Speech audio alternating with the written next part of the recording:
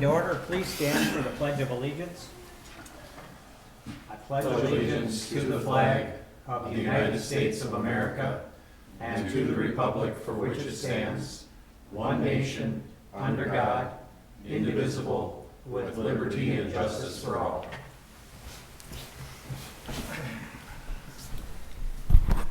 We shall have roll call, please, Ashley. Councilmember Crowe, Yes. Selby, Miller, Yes. Wilson, Mayor Wallers. Yes. Okay, I guess we're going to start out tonight's meeting with Mayor Waller's words of wisdom for the day. You will never plow a field by turning it over in your mind. So that being said, in other words, we need to take some action, and we have three brave souls that are here tonight, so we'll be looking at taking some action on some things. So what we'll do is we'll start out with, for those of you who haven't been to a city council meeting before, we always offer an opportunity for the citizen comments portion, and that'll be the people in the audience, is your opportunity to come and speak and address the council. We only ask that you approach the microphone, state your name and your address, and then you can have at it. So that being said, I will open it up for citizens' comments, and in no particular order, all right. Good evening. Thank you for the opportunity. I'm Shane Munson, the superintendent of schools at Morris. I live in the country, so forgive me for that. But I just wanted to thank the council for their leadership and to thank the Public Works Department for their efforts this winter to keep our streets plowed and safe for our buses to go up and down. This is Deanne Recker, our transportation director. She works very hard to get our students safely to and from school, and it takes a village to do that. The city does a nice job trying to keep up with that, and so does the county, and I just really appreciate that and wanted to share that with you. Thank you. Yeah, thank you guys for coming in. Always nice to hear something positive. Okay, is there anybody else that would like to approach the council? Now would be a good time. Seeing none. We have a few items that we'd like to, that we need to add to the agenda, fellas. We'll have a line item C under ordinances and resolutions. A resolution authorizing for bids for transit office and bus garage. That will be letter C. Letter D will be a motion to approve the salary range for the new city manager of $110,000 to $140,000. And a letter E, a motion to approve the community/citizens panel for the interview process for the city manager. And I can give you those names. It's 5. The advisory committee decided on 5 people. First one is Paul Watan, John Amundson, Brian Herman, Cheryl Kuhn, and Cheryl Kuhn will actually act as the chair of that group, and then Shane Munson. And they were all gracious enough to donate their time and be part of the interview process. So if they're out there and they're listening, I want to thank them in advance for that. Okay, so now we shall move on. We have no public hearings tonight. We will move on to reading and approval of the March 14th regular meeting minutes. I will move approval of the regular minutes of the March 14 council meeting. And I will second. Motion and a second to approve the regular meeting minutes. All those in favor signify by saying aye. Aye. All those opposed, same sign. Carried. Then we have the condensed version of the minutes from 3/14. That's the minutes that go to the paper and the media. And I will move approval of the items on the condensed version of the minutes. I will second. Motion and a second to approve the condensed version. All those in favor signify by saying aye. All those opposed, same sign. Carried. Did you need a motion and a second to add those items onto your agenda? We do, yes. We need a motion and a second. I'm sorry, I got ahead of myself. Well, then I'll make the motion, so adding items, what was it, C, D, and E to the agenda here. I will second. Motion and a second to approve those items to the agenda. All those in favor signify by saying aye. All those opposed, same sign. Carried. Now it's official. Thank you for pointing that out. Okay, we will move on to the consent agenda, which consists of the audit of city bills, the gambling reports, and the tree board minutes. And then I will open it up for discussion on any items on the consent agenda with the council. Anything that anybody would like to discuss? Well, then I will make a motion to approve the items on the consent agenda, the audit of city bills, the gambling reports, and the tree board minutes. And I will second that. Any other discussion on the items? There is $1,000 there on fire relief, or did somebody retire? Normally that 1,000 is for reporting to the state. Yeah, we're not told names, but it comes into us from the state, and then we in turn turn it over to the fire relief Okay, so that would be for somebody retiring, though, correct? pension.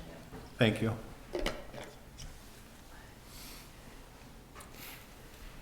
Any other discussion on the consent agenda items? Hearing none, all those in favor say aye. Aye. All those opposed, same sign. Carried. We don't have any petitions, requests, and communications. We will move on to ordinances and resolutions. The first resolution that we have is a resolution revoking rental housing licenses for non-compliance. Blaine, would you like to speak to that, or? Actually, we have a guest Okay, that can speak to that. speak to that. All right, that's better yet. Welcome, Jess. Hi. So I have just a couple rental properties that are not following the ordinance. Inspections were not passed, and we want to go forward with revoking the license. So, Well, it looks like you've given them ample notices and all that good stuff, so. yeah. And just no non-comply, or just no response, so. Thank you for doing that, by the way. Yeah. Never fun, I'm sure. No. Any questions for Jess on the resolution? It's pretty much laid out, and like you say, with notices and not being able to, I mean, if they wanna rent their properties, they need to have the rental inspections done or make the improvements, and they numerous times have not met the contact if they can't make it, so, yeah, it pretty much spells it out for us. Thank you. I do have a couple of questions just for my knowledge more than anything, right? Yes. If they were to become compliant again, obviously this is revoking their license, could they reapply? Yes, they Yeah, can, yeah. okay.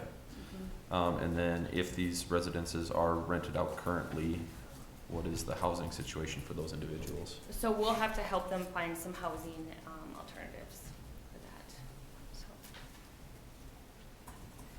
And what does that look like? Do we have any precedents or anything like that? Nothing Well, I guess, necessarily? not necessarily, no. Okay. I have a list of properties that are available for renting and stuff like that. so. Okay.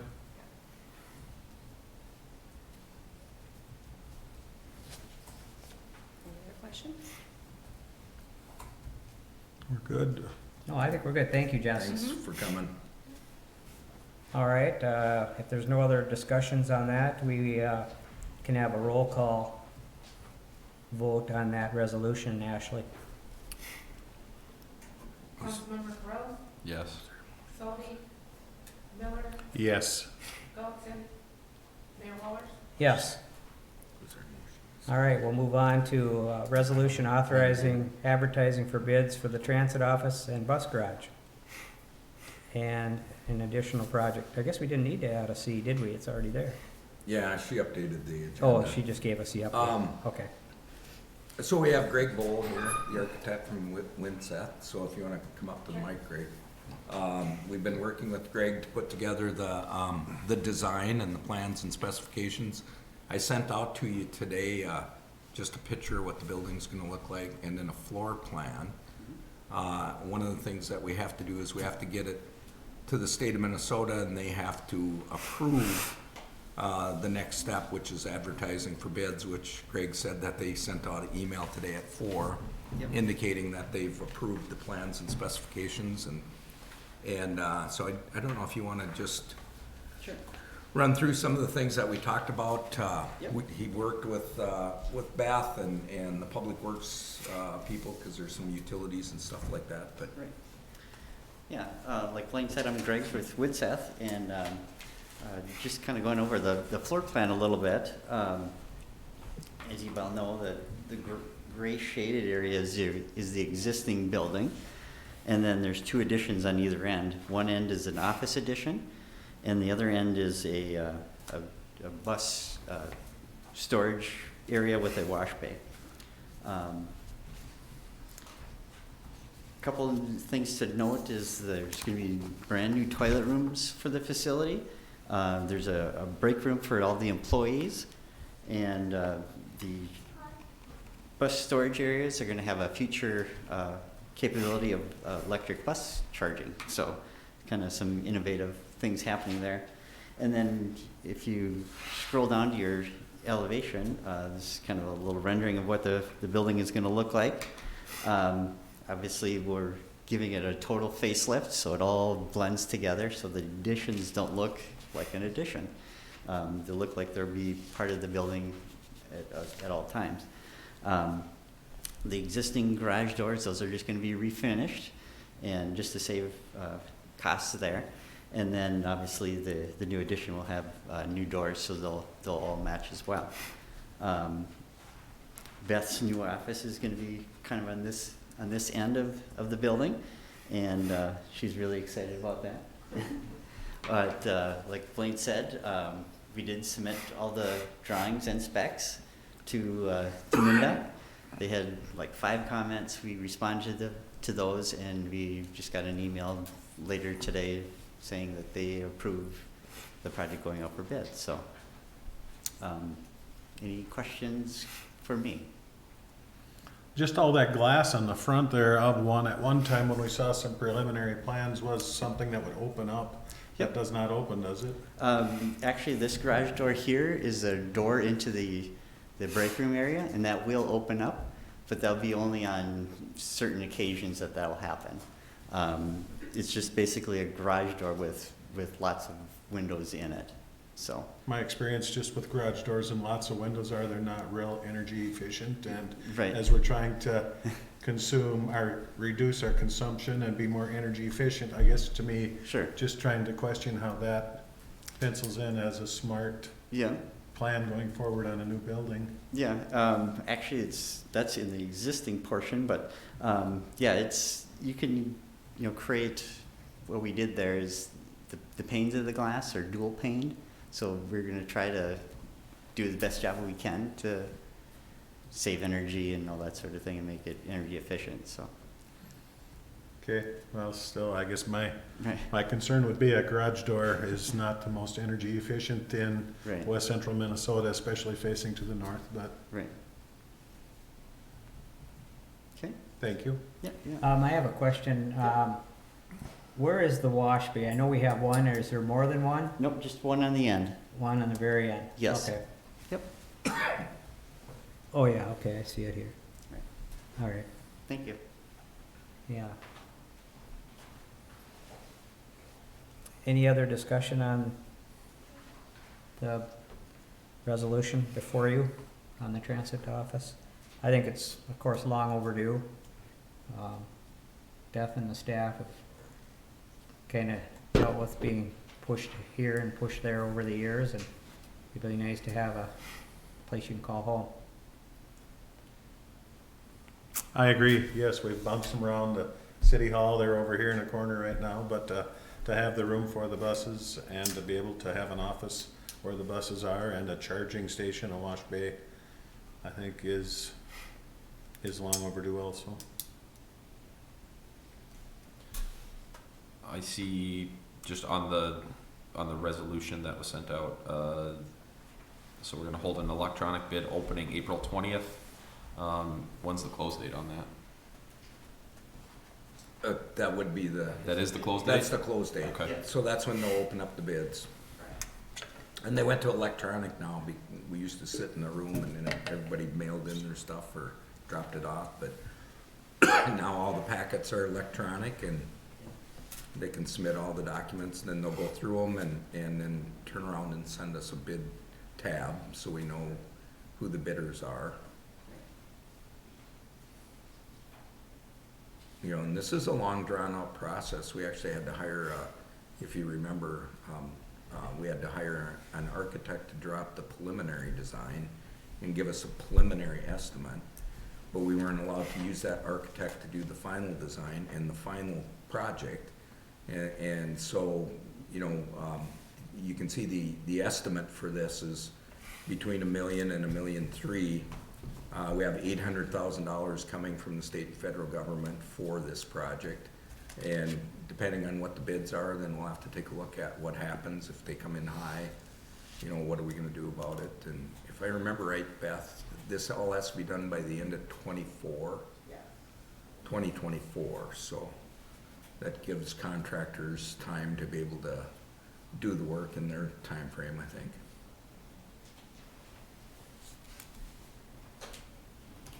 Do we have an estimate on how long the project it would take start to finish?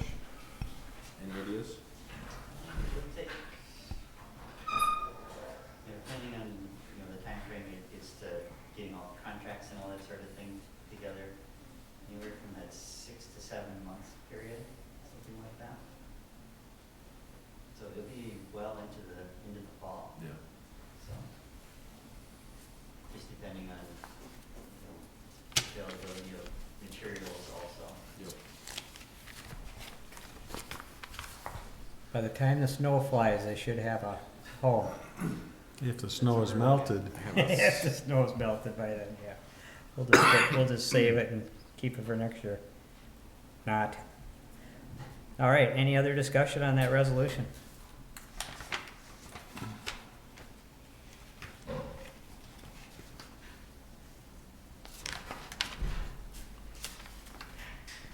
Hearing none, we will have roll call on that resolution, authorizing advertising for bids. I Ashley? think we should have a motion and a second. I don't know, did we do that on the other one? Motion that you should have, on the resolutions, you should have a motion and a second. Oh, I don't, we don't, normally on resolutions, don't you just have a roll call or not? no, usually there's a motion and a second to approve the resolution and then a roll call vote. Yep. I will move the resolution authorizing the advertising for bids for the transit office and bus garage addition project as just detailed. And I will second. Okay, we have a motion and a second. All those in favor signify by saying aye. Or do we, now would we move into the resolution? We Now have to you approve the motion? do the roll call vote. Yeah, and now we Yep. do the roll call vote. Okay, now we'll do the roll call vote. Councilmember Selby, Rose, Yes. Sullivan, Miller, Yes. Mayor Walner. Yes. Okay, Do you wanna go back and do the, Yeah, we should go back and have a motion and a second on, just so we have to agree with that? Yeah. well, I was trying to do that, but, okay. Now we had a motion and a second, now I guess we'll have that, all those signify by saying aye in favor of that motion, please. Oh, I'm I sorry. think we're going back to the resolution Yeah. before, Yeah, what I meant that was we the didn't rental have housing a, one. Just a motion and a Just- yeah, second. that's my fault. I nominate a shouldn't- couple people for the, making the motion and the second. Okay, well, we have the motion and a second, all those in favor, that's all I have to ask for is the vote, right? Oh, I'm We sorry. didn't have one on No. the original On the rental, rental the housing. rental housing license. So the first resolution. Oh, revoking the rental Yeah, we housing didn't have license? a motion and a second on that one, so if you wanna call for a motion and second on No, that I'm caught one. up. Yeah, we'll get her figured out. Yo, Mayor's just a little bit step slow tonight, sorry about that. So we have a motion and a second on the resolution revoking the rental housing licenses for non-compliance. All those in favor? You need the motion and the second first. We haven't had it yet. Oh, we haven't had it, I'll make the motion that we approve that resolution revoking the rental housing licenses for non-compliance. There we go. I will second that motion. Jeez. Oh, who's on first? All those in favor, say aye. I think we need a roll call vote Now we need since a it's a roll call vote for that. resolution. Sorry, Ashley, to confuse you, I'm It's okay. confusing myself. Councilmember Ralph, Yes. Selby, Miller, Yes. Pellickson, Mayor Waller. Yes. Whew. We did it. Okay, we shall move on to the added items on the agenda. The first one is the approval of the salary range for the new city manager of $110,000 to $140,000. Would there be any discussion or thoughts on that from the advisory panel? Actually, just to give you a little background on where we came up with these numbers, we hired a search firm in DDA, and Patrick did a few compliance wage comparisons for cities similar size in Morris, and this was basically the salary range that our search firm recommended for this position, given the current market conditions for hiring and so forth. So, but we need, in order for us to go forward and post that position, which we would like to do as soon as the council approves that salary range, they may as quickly as soon as tomorrow post that vacancy. So we're making some progress, but before we can post that job opening, we have to approve the salary range. I don't know if you have any discussion or thoughts from the rest of the council here. So Jeff and I have been on the panel, and I guess, Zach, do you have any thoughts, concerns, or whatever? No, like I say, I got a call, I think it was last week from the search firm, just asking about, what I was looking for and, my opinion and things of that nature. And, I had probably a 45-minute to an hour conversation with Pat on the phone, just going over, I told him I was newly appointed, so Yeah. my viewpoint may be different than you guys that have been sitting for a while, and it was well received. So I think, what they did here is very professional, and it looks very good for what we're looking for. So. What you're looking at came about from one or two meetings that we had, and we sort of brainstormed. We took the city manager's job description that we have on file, and then we added some certain things, tweaked it here and there. So what you're looking at is kind of the final result of that. And our salary range is in that range of, and depends on education and the experience that a potential hiree will have. And everything in our profile of our community came from the interviewing process of all the council members, department heads, that Patrick sat down with everybody and had a feedback with everybody just to get some, what we're looking for with everybody. And I thought he did an excellent job, and I'm very impressed with the profile. And if anyone wants to look at it, it will be on our website, the City of Morris website, as soon as it's advertised, or as soon as, if it gets okayed tonight. I'm expecting it to be posted tomorrow. So if you're curious what it all details, it'll be on our City of Morris website if anyone is interested in that. Yeah, and I just want to give a shout out to, of course, the rest of the advisory committee. Whitney and Stacy have been great. They've been helped out tremendously in kind of moving this whole process forward. They've done a lot of behind the scenes work, and so I really do appreciate their efforts. Okay, any other discussion on the salary range?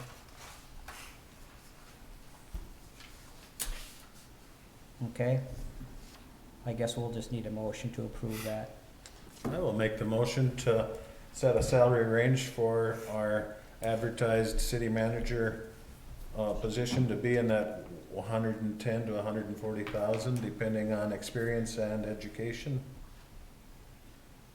Before I guess I did have a question, and it's more just for my edification than anything.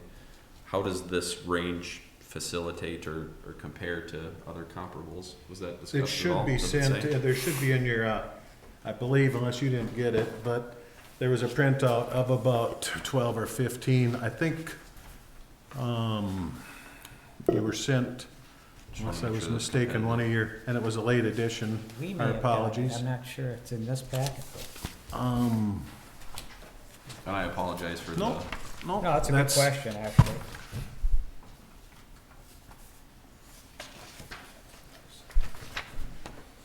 I don't think it's in this packet, Jeff.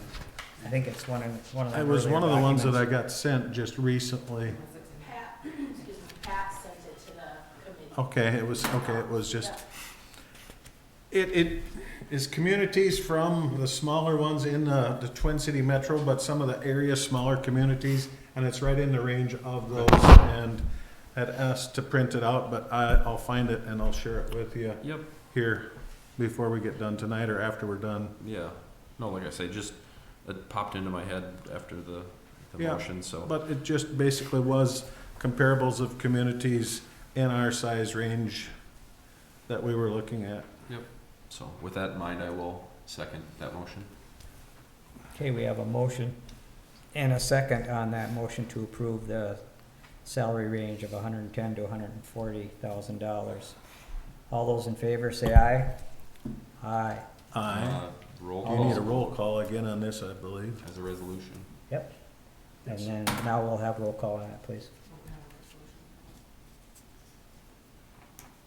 Yeah, I think you're just doing a motion. So we're just doing a motion. It's under resolutions. It's and under all, that's what resolutions, but it's- see, it's I just a think you motion. just do a motion on it. We don't need a Okay. resolution for that, it's just a motion. So all I'm looking for is just a yea or nay. So all those in favor signify by saying aye. Yes, Aye. aye. All those opposed, same sign. Motion carried. All right.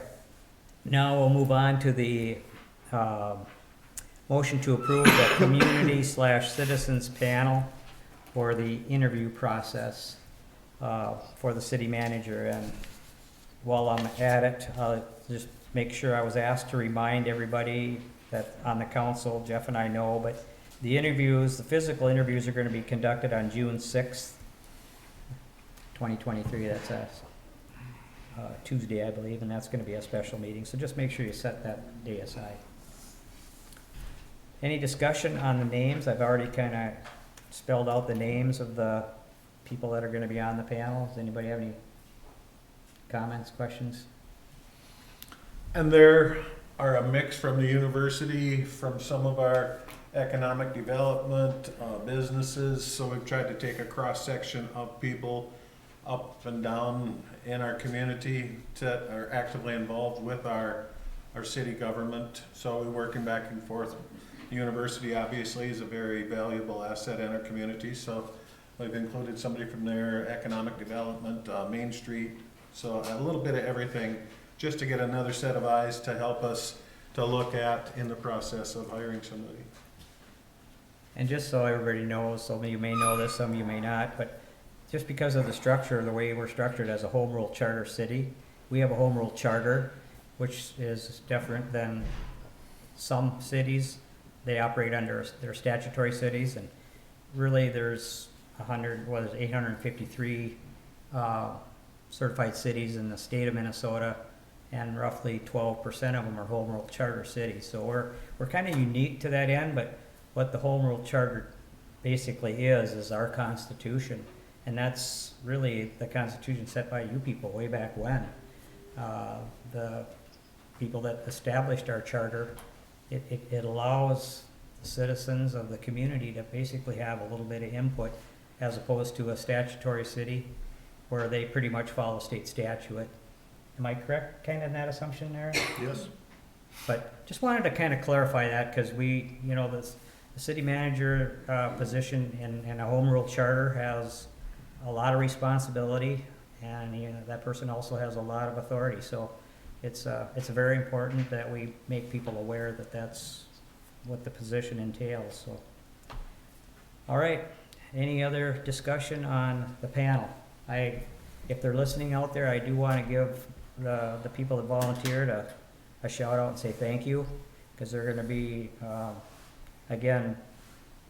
donating their time and efforts to find a good candidate. So thanks again. All right, so I just need a motion to approve that panel. And I will make that motion to approve the, I think it's a five-member panel, Okay, advisory panel. I will second. Motion and a second. All those in favor of that motion, say aye. All those opposed, same sign. Carried. All right, I think that will take care of the ordinances and resolutions portion of our meeting. We'll move on to the city manager newsletter. Yeah, so we had a homeowner that came to the last meeting, homeowners here.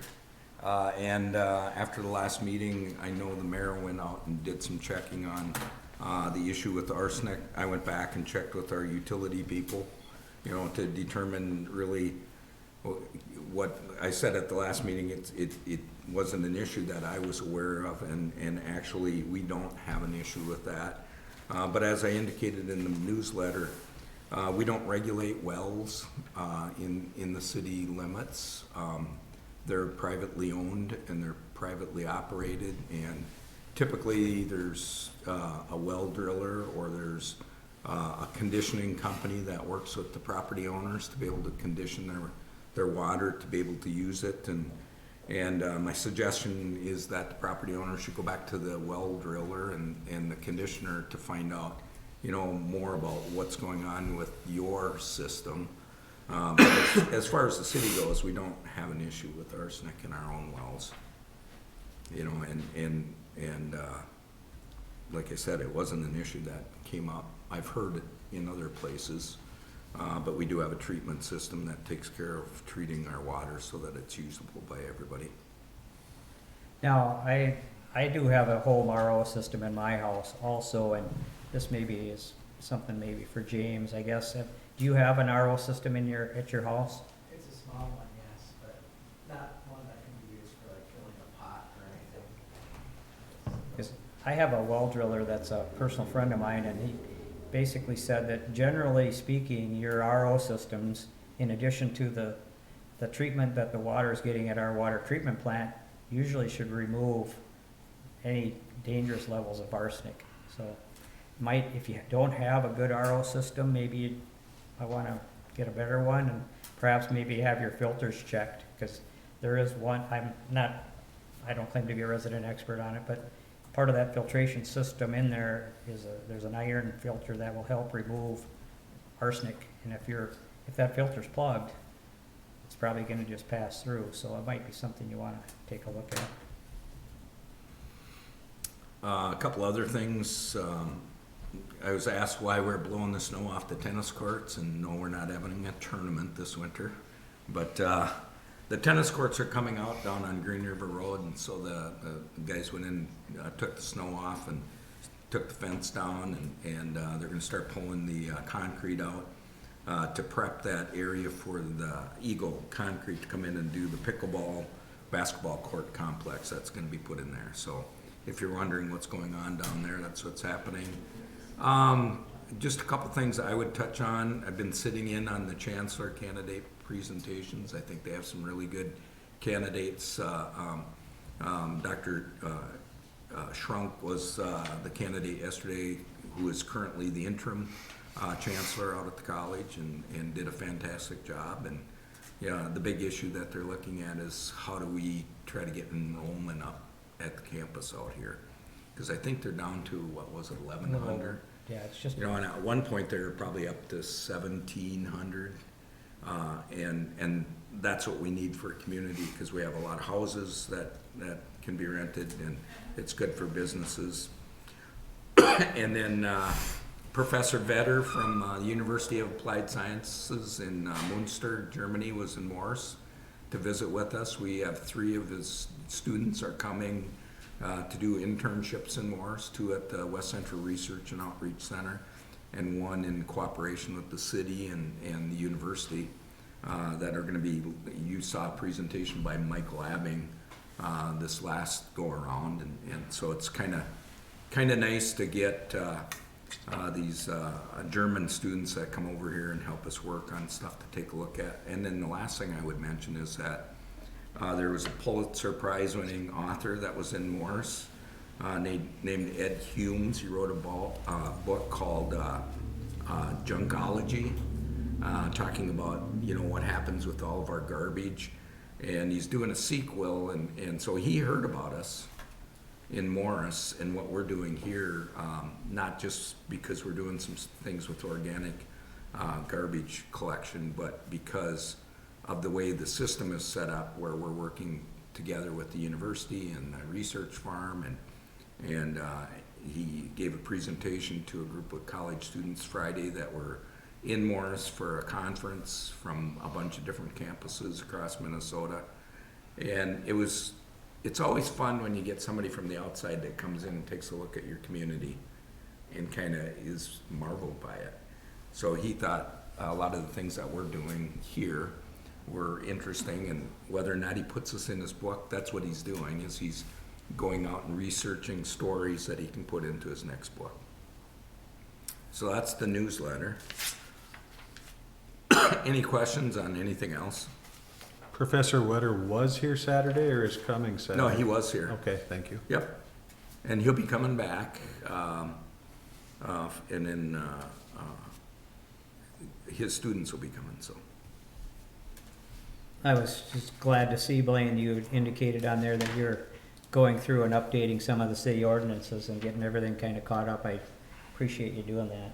Yeah, there's, Aaron went through and looked at the ordinances as it pertains to the police department and police officers. But there's a bunch of other things that we've identified in the last planning commission meeting.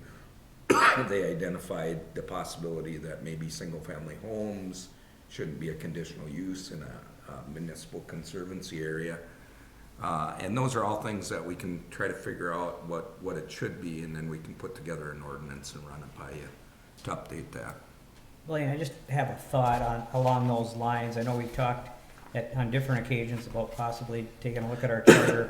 And again, you know, it's been a long time since we've looked at it, probably over 40 years or so. And I know we've had a couple conversations about it, and I'm just wondering if it would be beneficial for the new city manager that's gonna be taken over if we took a look and did a review of that charter. So when that person is hired, it's been updated, you know, along with the ordinances, because they kind of work hand in hand. So the don't they? charter is different than the ordinances. I understand. You can do an ordinance simply by having a first and second reading and then having a hearing and then publishing it. The charter commission has to be done by, or the charter has to be done by a charter commission, which is a group of people that are appointed outside the city council. That would look at it and then make a it actually goes through the district court, because the district court judge. Could you hand me that book there? Yeah. The district court judge is the one that would ultimately make the appointment or select the charter commission. And then it has to go on the ballot, you know, and then the last one I think was in 2005, was the last vote on the charter, and that had to do with, I believe, moving from a odd year election to an even year election, which a lot of cities in Minnesota did that. So there's no reason to have a separate city election when you have everything in place to simply put two more positions onto a ballot. But I guess, you know, my thought process is, you know, it's an important enough document. It's basically our constitution, and I know, I think you've indicated that the last time it was, I think, officially looked at was probably over 40 years ago, and, you know, I think, you know, it's worthy enough, in my opinion, to maybe have, I know the league offers that service. I know Aaron indicated he could probably do it as well, but I just think it would be really beneficial for the new person taking over, that, because, you know, if you see how thick that thing is, and I just think there's probably a lot of things that have changed over the years, and I just think we owe it to the citizens of Morris to maybe have an outside set of eyes take a look at it, and I just make sure everything's up to speed. I don't think it's really too much to ask, but I just don't know. What do you guys think? I think it's worth looking at, but I think we need to get through the process we're going through right now with the new city manager. Once we have that done, then to maybe start looking at that to update it. But Yeah. just naming some names that were last active with it was Tony Gosman, I believe, who was one of the ones involved with the last time it was updated, which has been quite some time. Like you said, 40 years. So I think, get through our processes we're working on right now, but I think later on this summer, this fall, to try to start looking at that, yes. Well, and the other thing I would recommend to you, because I think, what was the date that this was codified? It was like 1997, I think. Does it say in the front? There's another process that's called codification, and basically what that is hiring a company that would come in, usually it's a bunch of lawyers, but they would come in and they would look through the city code and, you know, line by line by line, and then they would reference, yeah, so the last time it was codified was in 1997, which means that an outside firm came in, they probably are the ones that provided the slick little covers and stuff like that. But they went in, they looked at every rule that we had, and then they made recommendations on, well, you can't do this anymore, it's illegal, or, you know, now you have to do this, so you should put that into your code. And that is a process that probably should be done at least, God, I would say maybe every 10 years. I would You know, recommend that. and what that does, and whether or not they could, look at the charter too and make a recommendation on the charter. The charter is really, I mean, I would recommend that you sit down as a group and look at the charter and just see what's in it first, and see if there's stuff in there that you don't like. The charter dictates that there's a city manager, and the city manager is in charge of stuff. If you're gonna change that, you wanna do it before you hire a city manager. But at the same time, I don't know that that's what you're talking about doing. No, I I- think you're just talking about Just general. looking Thanks. at how it works, because there's some things in there. I can tell you one of the things that's in there is you're supposed to have a charter commission. Well, I know the And I have league, no idea why there isn't one, because in the city charter, it says the charter commission should meet at, I think it's at least once a year. And then report to the district judge. But that didn't happen, and so realistically, you know, they put that in, because what was the date of that? Oh, that was They just- original 1975. When they did the charter commission? Because they, 82. 82, so, yeah. But that's, been a while. I mean, it, on the one hand, you need to look at it and see what you like, what you don't like. On the other hand, there's some things that attorneys can look at and tell you, hey, you can't do this anymore, or you have to do this. There's a couple little things that we know about. Most of that book is the city code. The charter is a small little part of it, and the city code you get to make decisions on. The only part of the city code that has an additional requirement is chapter 11, which is the zoning ordinance. And if you're gonna change anything in the zoning ordinance, like single-family homes in a municipal conservancy, then you have to bring it to the planning commission for a recommendation. So they have to look at it, have a hearing, and then come back to the city council, so. Yeah, and I'm not really proposing any changes. I mean, Yeah. ideally, in the perfect world, if it's the League of Municipal Cities that does it, or Aaron does it, Right. whoever takes a look at it, ideally, I'd prefer they didn't find anything. Right, But yeah. at least the person that takes over for Blaine, they can rest assured that it's been looked at. But, you know, if as far as effort on our part, it really wouldn't take much, other than, you know, the league said they would come out and actually tell us what it entails, and Blaine, you already did a fine job kind of summarizing it all, but they would come out and explain the process. I mean, the League of Minnesota Cities is a resource, and we might as well put them to work. I mean, I don't know what. you Yeah, and guys they're think. very good at it. So they Yeah. have some really They're talented the experts, they have a people. full staff of attorneys, and Aaron, I think you sound like you got plenty of work to do. I do, but, you know, yeah, these people this is what they do. This is their job. you know. And that's what I would recommend, if you wanna wait till later, I think that's fine too, but give it some thought, maybe, you know, we certainly don't need to take any action tonight, cause obviously Brian and Kim aren't here, and we don't need to put anything to a vote tonight, but just something to think about. Cool. Anything else on the city manager's newsletter? Yeah, I don't have anything.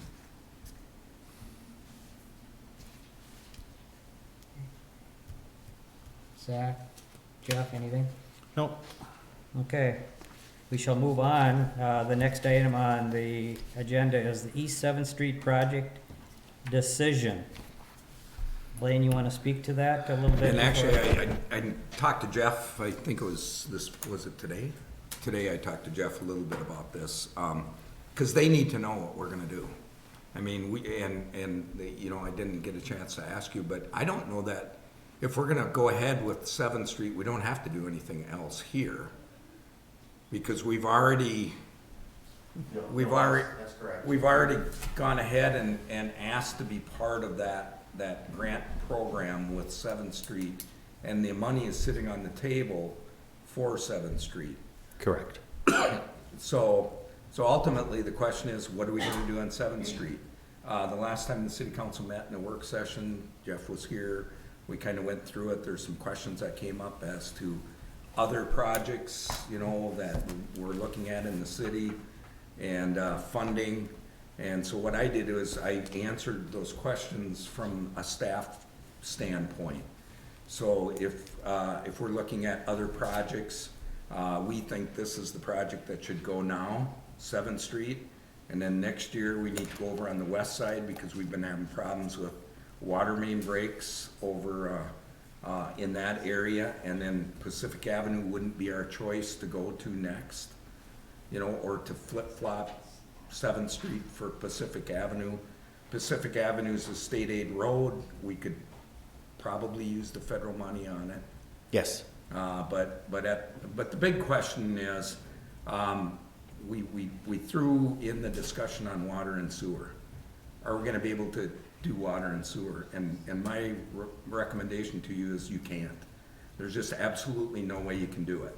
And the reason for that is because when the decisions were made to build houses out in spaced out places all over out on that northeast side, in order to get water and sewer to them, I don't know how, some of them are way out around the corner or whatever, but the cost is just too much.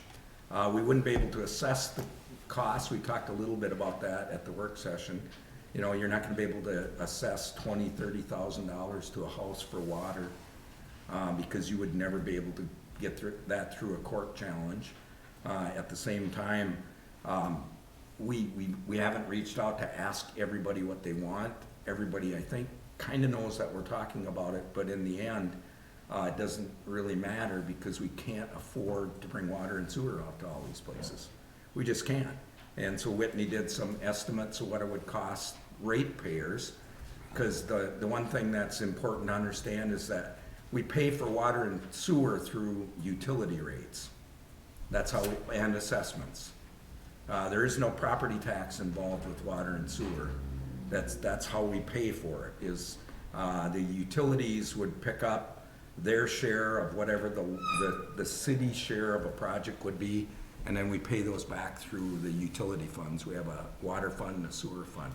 But you're talking about, I think, what was it, almost 300,000% or 300% increase in utility rates to pay for one of the utilities. 280, you said here. Yeah, so, I mean, it's not feasible. It's just not feasible. I had somebody say to me, well, you could borrow the money, and then as people hooked up, there's not enough people to hook up.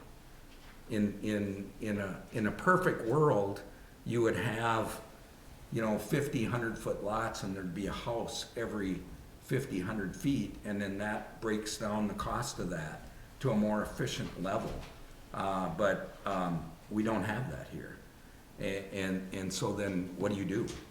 You know, we could sit and talk about it for a couple more years, but there's no funding that's available to be able to pay for it that we're aware of right now, and yet we have the money on the table to be able to do the road project on East 7th Street from the federal funding and state aid road money.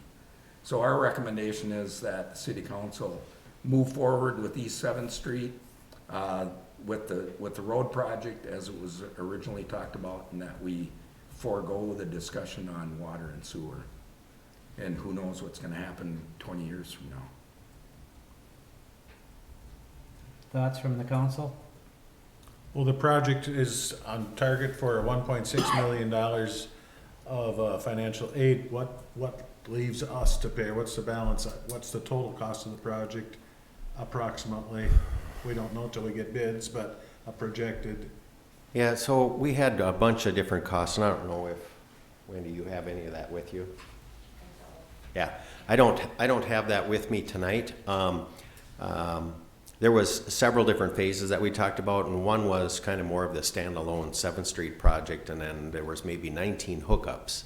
I'm just talking with the road, if we just go through with the street Yep. project with no water or sewer. Yeah, we were kind of hoping that the majority of that would be paid for from federal dollars, then the remaining amount would be state aid eligible, so you'd have basically no local Okay. out-of-pocket cost for the street improvements portion. That was gonna help with that part of the assessment, overall assessment or overall cost for the city is to pay for that street. That's kind of why we had the discussion is, we put this investment in, we don't want to have 2 years down the road, why didn't we put it in? So that was kind of the whole premise of having the discussion with the council.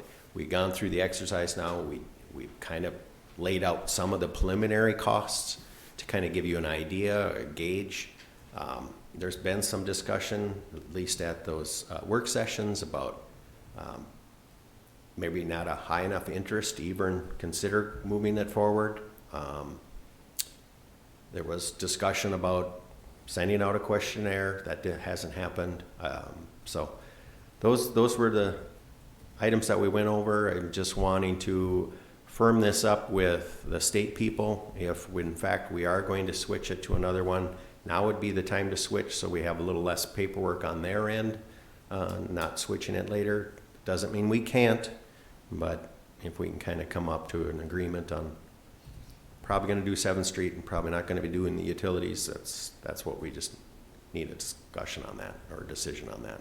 And if we did switch, we were talked about going to Pacific Avenue, and on our list of priorities, that's number 5 on our priority list of things that need to get done. It seems a little bit lower on your list. So for us to jump over 4 other projects that need attention before, that doesn't seem to make a lot of sense. But that's because we can use the federal funds for that one.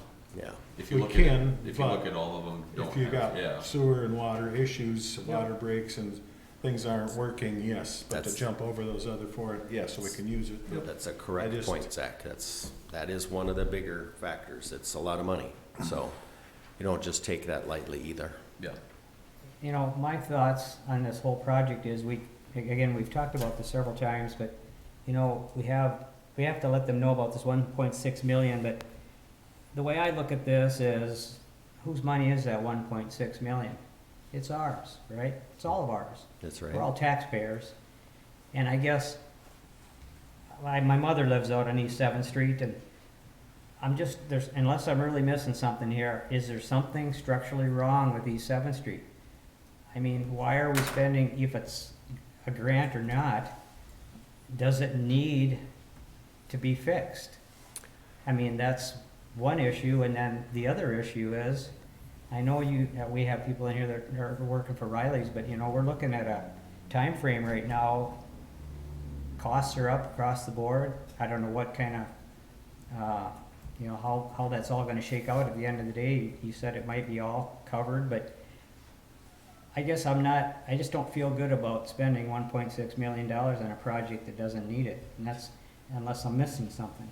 No, I think it needs it. That's what I'm hearing from everybody, is that road needs to be fixed. Yeah. What's structurally wrong with it? Can you, maybe educate me? Well, on the pavement is wearing out, Yeah. where you need to do some patching. They've done some recent patching. You know, Okay. there was quite a bit of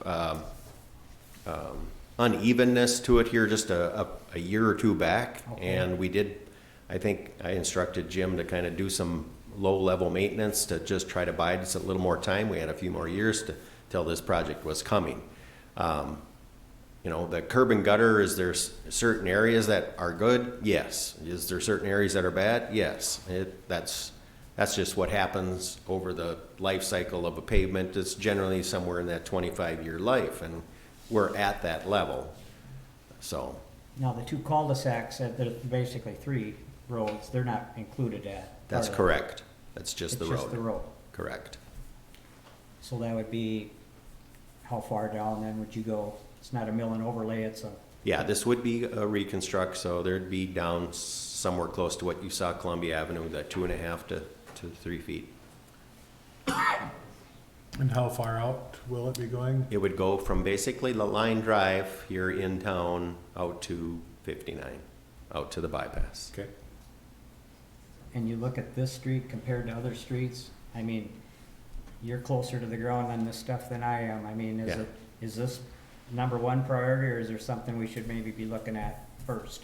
I mean, in your overall state aid system, I think this one is the top one. Pacific Avenue is the other one that we talked about, and that's another longer stretch, and it's right now a full depth pavement section, so a real thick asphalt, heavy duty asphalt with very little aggregate base below it. And we've been going away from that system to more of a traditional aggregate base with that flexible pavement on top. More to get some longevity out of that overall pavement system, and hopefully not having to replace then once we get that drain tile and that sand system in that we've been doing on a lot of your other streets. We don't have to do the true full reconstruction so often. Maybe just replace some of the pavement, okay? And then that'll go all the way down 7th Street and wrap around to the bypass then, Correct. up to the stop sign there. If we don't do, I live on the west side, I drive on West 7th and Pacific all the time, there's big potholes there. Is the plan, if we do not choose to reallocate the money, is the plan then to, whether it's just fill with asphalt, or what's the? As far as what happens on East 7th? Yeah, west. Yeah, they'll do maintenance on Yeah. it. Yeah. You're talking Pacific, Yeah, correct? west What's 7th. gonna happen with the Pacific if we Oh, don't do yeah. that for Yeah. 5 years? Is Yeah. it gonna get a mill And and that'd be, overlay or that'd be just correct. Right now, basically maintenance? we can talk about a mill and overlay, but by and large, probably our state aid dollars are gonna get sucked up by this project, in addition to the federal dollars. And so we can borrow and advance some of the monies, but it may be a year or two before we do that mill and overlay. They might just do a little bit more of a Band-Aid until we can get to that level, correct? And you're estimating no local share on a project like this? Right now, I don't believe so.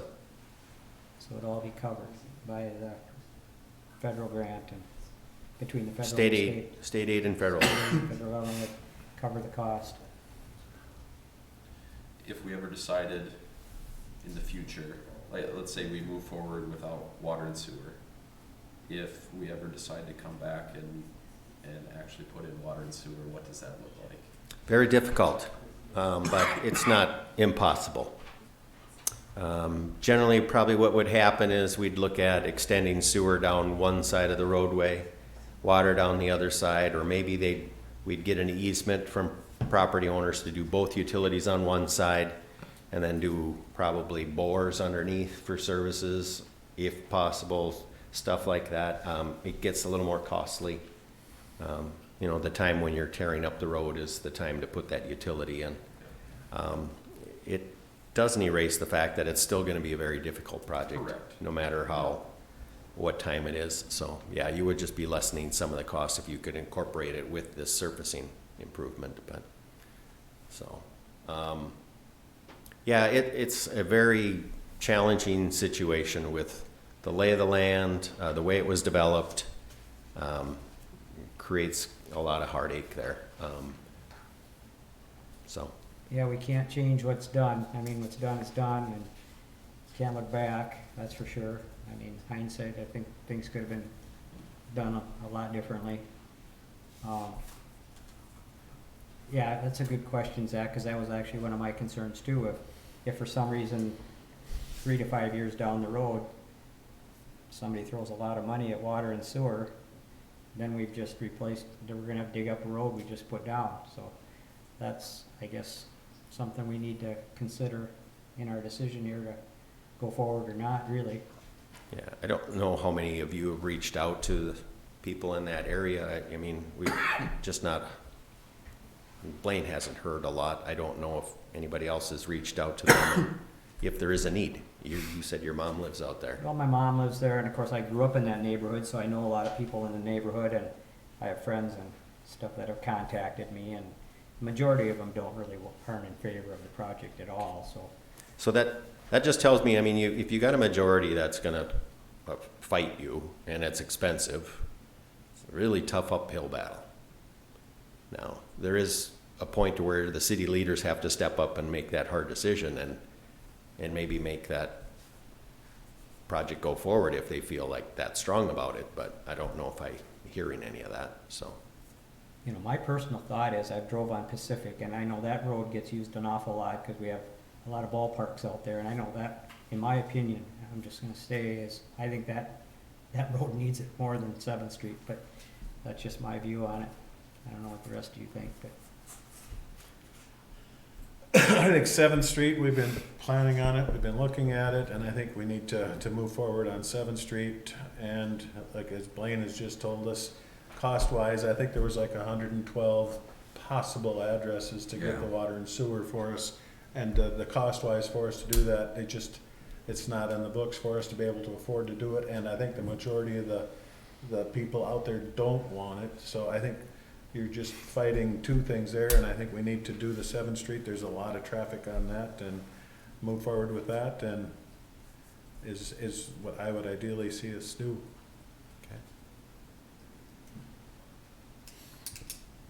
Zach, thoughts? I'm trying to make them cognizant and Put the new guy on the spot right well, away. no, I'm 100% fine with that, right? Some of the biggest things that, I mean, this is a challenging situation, right? We're put in a difficult position because of things that have been done in the past, and that I don't necessarily want to put us in that position moving forward, right? And so that's the biggest challenge that I'm seeing here is that yes, it's 100, 115, whatever 120, whatever the number is, but I mean, we have an individual from the community that would be affected by that is currently has arsenic in as well, that would benefit from city water, right? Like that, you have to weigh those pros and cons as well. And if there's one, I'm not saying that it's just the oddball, but it could be as well. You know, you never really know.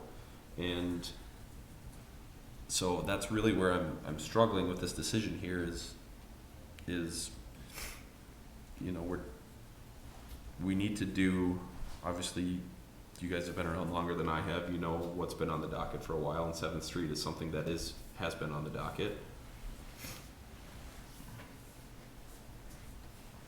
So I'm really struggling with that side of it, you know. Yeah, I think if we, and this is where you have to kind of be realist about things. Realistically, to Blaine's point, I don't think water and sewer are ever gonna happen in that area unless somebody throws one heck of a lot of money at that project, and I just don't see that happening. So that being said, you remove that part, then you look at what the status of that road is now. And I saw when I asked about the conditions of the road, Jerry, I seen you were nodding your head, and I know you guys travel that road a lot more than I do. And, you know, that's your business, and I value your feedback, and, cause you know that better than I. That's not my field, and that's not my area of expertise at all. So, if you think that it needs it, and we have the money to do it, and there isn't gonna be any cost burden to the residents out there, unless, unless we should spend it some other place. But if, I guess my thought is, if you gentlemen think it needs it, and we have the money to do it, I think we should just do it. You know, the arsenic thing, James, it's, all the things that I've heard is what your situation is not uncommon in our city and really throughout the state of Minnesota. Arsenic is a fairly common, in most city waters. You don't obviously want something that's gonna pose a health risk, but I think the levels that you're talking about really aren't posing any kind of a health risk to you and your family. And I'm a father and a grandfather myself, so I know your concerns, and I heard you loud and clear. And from what I read and hear and talking to other people, I just don't think, it's worth tearing up, the whole thing for that. But I think there are other ways to mitigate that, to mitigate the arsenic problem that you have. So, it's just kind of my thoughts. Do we need to have a motion on that, Blaine? What I'd like is a motion to direct us to go ahead with East Seventh Street without water and sewer. You know, when I got here in 2007, I had a discussion with Joe Riley, and it's like, why didn't we put water and sewer in on 7th Street when it was fixed up last? Well, now I know the answer to that. You know, because economically it's not feasible to do it. You know, but I typically will hear from people when they have a bad septic tank, or usually it's a septic tank, because wells seem to be easier to deal with, but then we know that the well water's really tough to deal with here, because we deal with it on a city level. But that's why. I mean, well, and even to borrow the money through like a low interest loan from the Public Facilities Authority, one of the first things they're gonna look at is what are your rates in town for utilities. We do have some lower utility rates than other cities our size. So they're gonna make us raise rates probably before they give us money. Correct. There's some other small communities you might see that are doing big projects, but they're already paying really hefty rates for utilities. And so then it really comes down to, if you do nothing, you're not gonna see a recommendation coming back that we do water and sewer, because you couldn't fund it. You just can't fund it. So it is, the other thing that I've talked to a number of people that they're happy with their well and their septic tank. They have water, they have sewer. They don't want us to come in and make them come on to the city system. It's only when their system fails, then they wanna do something different, but, and I think that's kind of what you're hearing. Yep. Is, and that's the way these properties were set up, that they're gonna have wells and septic tanks moving forward. And that's what they have. So to change that system out would be very, very expensive. Well, and I know, just to give you a little background and history on how that whole development, my dad and my brother actually developed Connie Court, which was the first one there, right by line, just up the road from the ballpark. They developed that one, and they were actually interested in buying that next property, but your predecessor, the previous city manager told them that in order for you to buy that, you would have to pay, have a $2 million rider to put a lift station in. Well, of course, they didn't want to come up with the money to put the lift station in, so they just decided not to purchase that for that reason. Well, a few years later, it got developed, and there was no lift station put in at that time. So that was just kind of some of the history from the Wallers side of things here. My brother and my dad were involved in that to a point. So, all right. Any other discussion we can, before we entertain a motion? Kevin, Yeah, Jerry. is there gonna be any, there's not gonna be any additional hookups on this, okay, so what ain't hooked up now, like where your mom and stuff lives, is gonna be just, okay. That's the way I Right, understand it. there's nothing to hook up to. Yeah. Yeah. Yeah, and again, it's, you guys say it needs it. I'm trusting you on that one. I will move on a resolution on the East 7th Street project to move forward with our engineers to continue on with the anticipation of a 2024 project to make improvements on East 7th Street without water and sewer utilities, with the expectation of a $1.6 million federal funds and the balance of the project, assuming coming from the state, to help with payment on the reconstruction of East 7th Street. I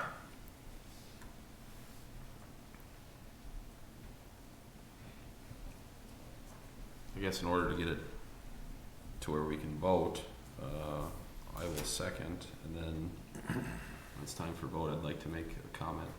Is that a resolution or a motion, Blaine? I think just a motion. So I'll just have Yep. all in favor kind of a deal. Okay. I mean, I know that we've done some preliminary work, and you've done some preliminary work. I think the one thing that we talked about in that special work session was, I guess it'd be, and this has been pretty compressed, right, obviously. I think it would have been nice to know if there would have been any additional grants or funds or anything we could have potentially used for some of this. And that's something that I don't know in the time frame that we could have accomplished that, right? I remember you speaking about the timeline to get it through, I think it was like March 1st or something. Right, we would need to do what's called a facility plan. Yeah. Okay, and there were some deadlines for that. I can't remember now right off the top of my head if I think we've already passed the one. So then we would fall into the next funding cycle. Whether or not you're actually eligible that first year that you apply, you know, it really comes down to affordability and project need. And then the other projects that get to be in that queue. And so, yeah, whether or not we'd get 24 money or 25 money, and whether that would be just low interest loan versus grant at all, Yep. there'd be a bunch of information that we have to submit, and then they would let us know once they've had a chance to evaluate our information. So, no guarantees here right now that there's some grant money there for you. Is there some need? Yes. Is there enough need to rank you high enough to get into the grant dollars? I don't know if I can Nobody answer knows, that. right? Exactly. Correct. Right, and I remember, I think it was March 1st was the timeline, and then it was August 1st or something. Correct, yeah, there's definitely some other There's 2 or deadlines as 3. we keep moving. Bunch of different steps that have to be gone through. Both sewer and water have their own unique dates and stuff, so. Yep. Now, I would be remiss before we put this to a vote, if I did voice the concern of at least one person that has talked to me about this that owns a daycare. You know, Marie Hansen owns a daycare right on the corner, just across from basically where Jim is. And, you know, and then there's another one, I believe, down the street yet farther, doesn't, what's her name?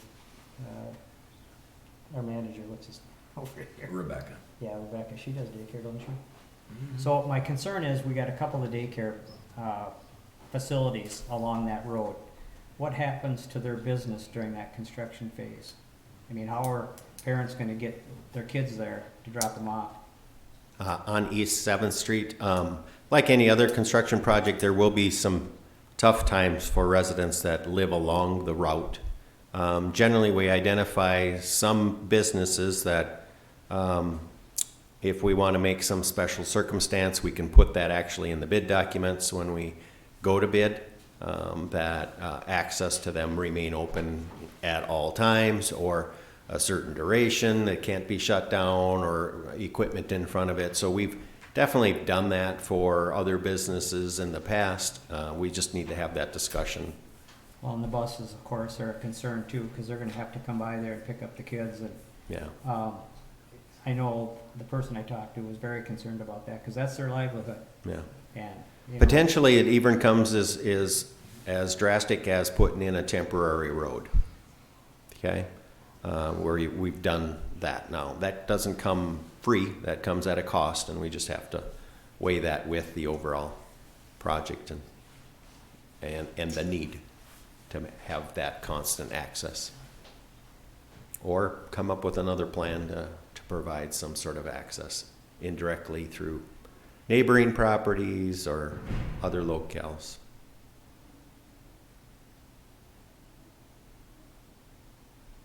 I don't know if I know right now specifically off the top of my head the locations here, but Marie is right on the corner, right kitty corner from James's house. yeah. He lives in the old Willie Sauter house. If you go down, if you're going by Line Drive, Yes? James lives on the first house, right to the left. Okay.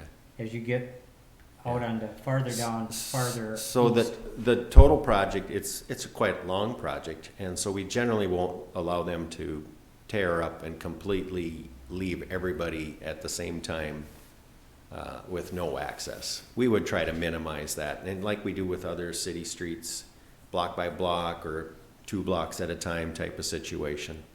So try to minimize I guess, the total downtime where a backhoe's in front of your house and you can't get in or out. Make sense? Yeah, and they've had a really good system of, you know, weekly meetings Yep. on the site, you know, so if anybody's got any questions, they can call the inspector. If they have something special going on, they can. I think we had a daycare actually on Columbia Avenue last year. It was on Columbia one Avenue. of the side streets. But, Yep. yep. Yeah. We did discuss with them their needs and wants. Yeah, they were very worried about Yep. the school bus and picking up the kids, dropping them off. If we decide to go forward with this, will there be a public hearing before? Or There- this will be it? No, this will be a. This will be it. So there This one any won't be, opportunity this for one wouldn't anybody be to- a traditional assessment type project, so yeah, there wouldn't be a requirement. That's not to say that you don't have to have one or couldn't have one. Just generally wouldn't. We would generally have a pre-construction meeting. We generally try to reach out to some of these property owners if we know of them like this and try to see if we can answer some questions or. We'd probably do up a letter and send it out to the Yep. property. At the owners. very least, we Let them notify the know people that of a upcoming This is project. what they're gonna do Yep. And with the daycare, I'm sure the mornings 7 o'clock or 7 to 8, and then the afternoons 4 to 5 is the major traffic in and out. And I'm sure the construction companies are willing to accommodate and work around that schedule somewhat Yeah. with the daycare. I mean, they've always been very accommodating if we just know about it.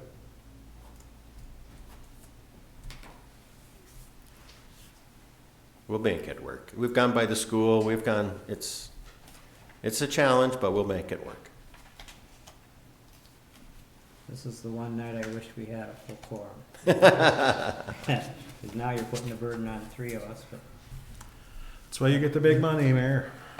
Well, do you need to know tonight, or could we table it until next meeting when we? Well, we've been tabling this for I quite a know, while but now. what is our deadline? I mean, is it today, or can we put it off? till So I don't know if it's actually today. I know the district state aid engineer was asking me where the city is at with this, and so that's why I'd asked Blaine to put on the agenda. We've talked about it numerous times.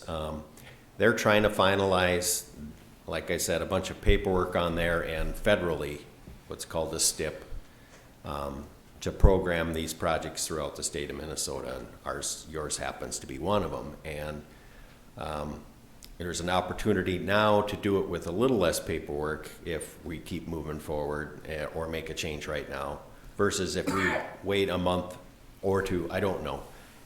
If you have to make the decision tonight, that's totally your guys' call. If you feel like you can't, I guess that would be my recommendation, is that we wait until the next meeting when we have full council. It's a big enough project. Something doesn't feel right with me, okay. and I just can't do it. So I don't know, we have a motion, and we'll need a second, and we can vote, I guess. We've got a motion. We had a have a second. motion and a second.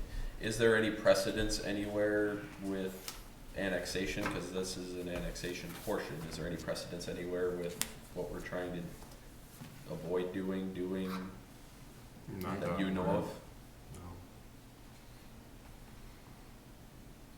Thinking from putting the city at legal risk if we move one way or the other.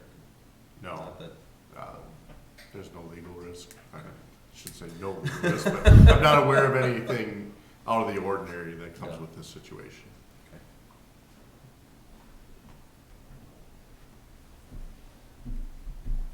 Okay. Any more discussion before I ask for a vote on that? Okay, we have a motion before us to move forward with the East 7th Street project. All those in favor signify by saying aye. Aye. All those opposed? Nay.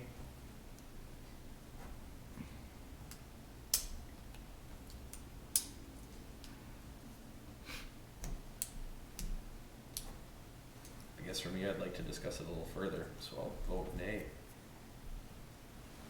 We have 2 nays to 1. Bring it back Motion with, fails. bring it back with the full.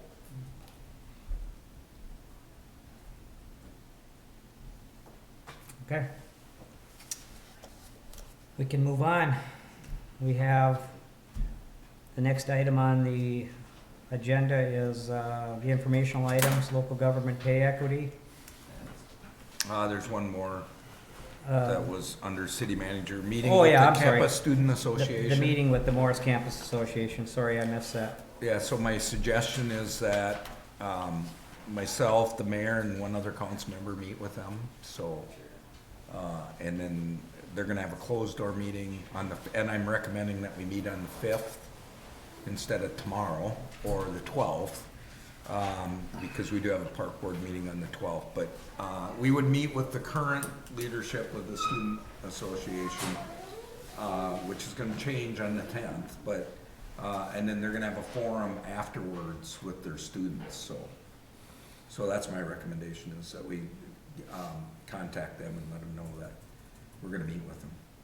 I think Kim indicated she'd be on that with me, so I'm okay with that. Or was that you that wanted to be on it? I thought it was Kim. but- Kim said she could. If she can't, then I potentially can as well. Will their leadership be in place?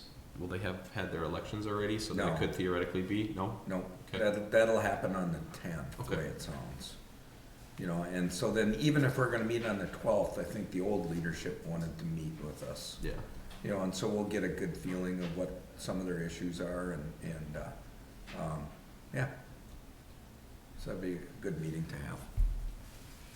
Yeah, like I say, if Kim can't, I should theoretically be able to make that And that work was too. June 12th, you said, Billy? That is, Fifth. this is April 5th. April 5th, yeah. That, they threw out different dates, so we're looking Well, at, yeah, so they had the 29th of March, which is tomorrow, and they had April 12th, but, and then April 5th. So this would be April 5th, and I believe it's at 7 o'clock. and that's a Wednesday, That's a Wednesday. yeah. I think that would work for me. I can't speak for Kim, of course, but maybe shoot for the 5th and Yep. go from there. So I'll let Noel know that that's what we're gonna do. Okay.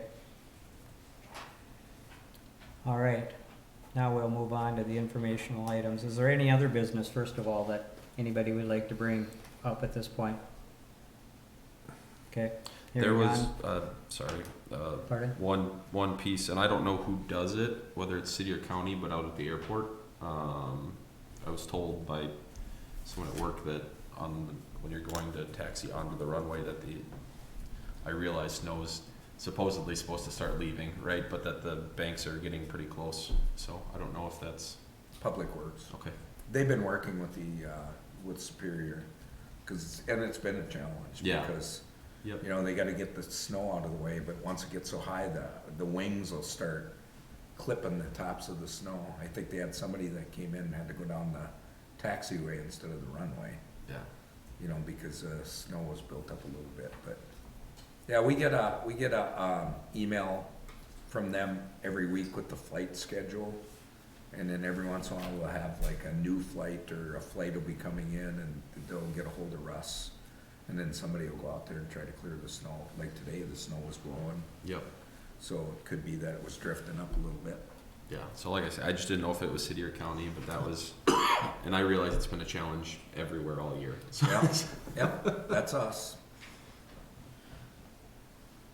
All right. Then the next item up is informational items, local government pay equity. Yeah, you maybe remember when I brought before you the pay equity report. We're required to submit every 3 years, and I will go through and do that and then calculate it out, and it looked like it was okay, and now we got notification back from the state that it was okay, so they certified our pay equity for the next 3 years. So that's always nice to get a thumbs up on what we're doing. Good deal.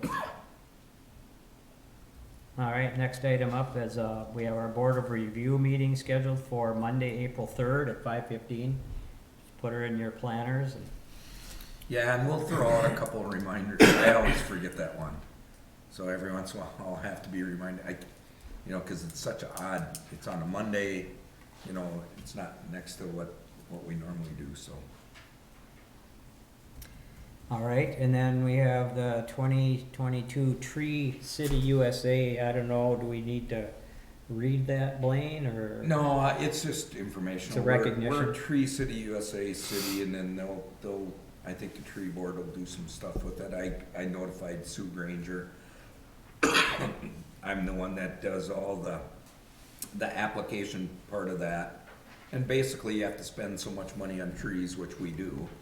And then you have to have a proclamation done up, and actually, we should probably start thinking about that, cause, the Arbor Day is coming up. I think, So usually Sue lets me know about a proclamation for Arbor Day, and I think they've been trying to figure out where they're gonna plant trees for their celebration, but, yeah, so.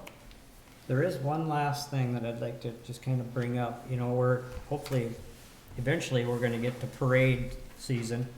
And, you know, as the mayor, I just don't know, do we have, I mean, I would like to participate in some of the parades as the mayor, and, you know, of course, I wanna be a good ambassador for the community, and do we have magnetic door things that say mayor on it? Could we have some made? I'd like to take my little Corvette and be in some of the parades and just, I don't know, if it's, I just think it's important to keep, Did Sheldon Morris. ever have anything? I don't think he did, but. I don't think the cost would be astronomical, but I just think it's important if, you know, if you wanna be an ambassador, to keep our city out in front of people and kinda toot our horn a little bit. We do we a can lot of look good into it. things. and- That might be a political expense. You might wanna look into, So I'd have to pay for it myself, kinda. yeah, you might wanna look into the campaign finance Okay, rules on that, and they might have some guidance, looking at that packet that yeah, yeah. you get from the county that has Yeah. all that in there. That might fall in that. I don't have a problem paying for it myself. I just wanted to find out if we had something like that before I went out and bought some. But okay. All right. Anything else?